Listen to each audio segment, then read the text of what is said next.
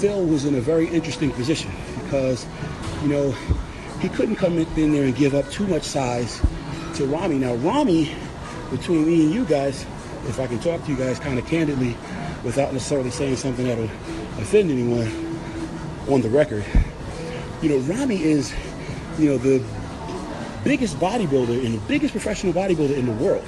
There's not any guy right now in that lineup that is bigger than Big Rami, you know, and, you know, that's one thing that I think quietly behind the scenes, all of us understood. I definitely understood it, you know.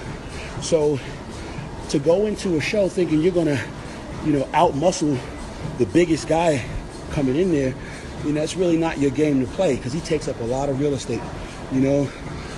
But I will also say this, you want to try to kill him on conditioning, but here's the problem. If he comes in condition, man, that's very difficult. Old school bodybuilding 101, you know, the bigger guy, you know, comes in big, but the smaller guy can win on conditioning.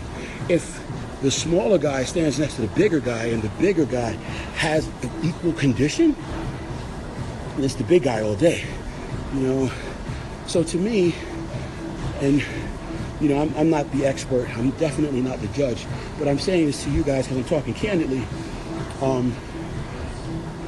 You know, Phil was in a precarious position because, you know, while preparing, you know, he doesn't want to, during his prep, he doesn't want to come in thinking condition, and just come in so small at the sacrifice of his size to play a really tight condition game and end up standing next to this guy and getting lost, you know, which sometimes can be a very easy thing to happen, you know.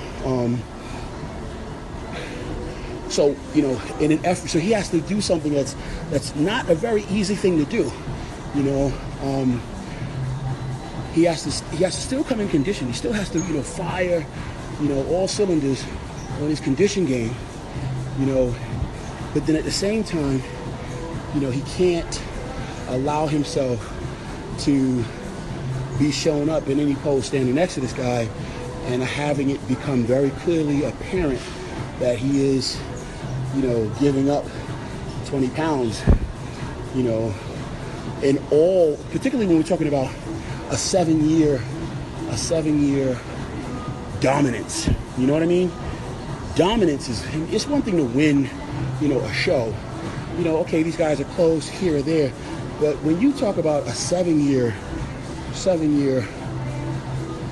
run, we're talking about needing to be just dominant.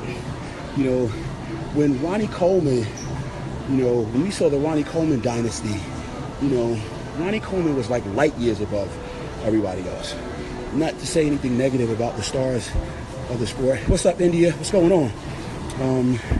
Another question about, you know, I don't want to say the name, but, you know, Ronnie Coleman was light years above everybody back then. Then you had Jay, you know, trying to push it a bit, trying to push him. But those guys were right there, and then they still were light years ahead of the rest of the competition. Ronnie was dominant, man. He just was really dominant. I think what a part of that dominance is not allowing yourself to stand next to an athlete and he's just blowing you away in size and is equal to your condition. You know, so it's a very difficult game, you know, for Phil.